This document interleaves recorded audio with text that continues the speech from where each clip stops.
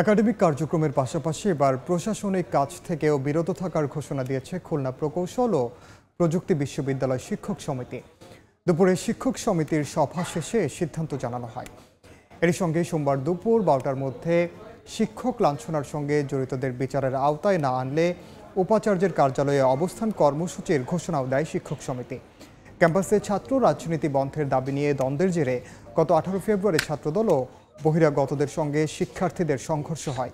সেদিন শিক্ষার্থীরা কয়েকজন শিক্ষকের সঙ্গে অপ্রীতিকর আচরণ সহ শারীরিকভাবে লাঞ্ছিত করেন বলে অভিযোগ ওঠে। এ ঘটনার পর থেকে কুয়েটে বন্ধ রয়েছে ক্লাস, পরীক্ষা সহ একাডেমিক সব কার্যক্রম।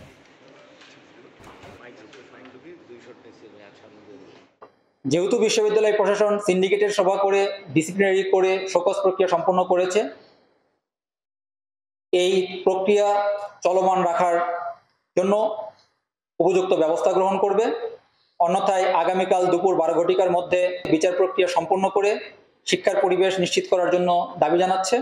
অন্যথায় শিক্ষা কার্যক্রম শুরু না হওয়া সহ পরবর্তীতে উদ্ভূত সকল পরিস্থিতির দায় দায়িত্ব ভাইস চ্যান্সেলর মহোদয়কে বহন করতে হবে।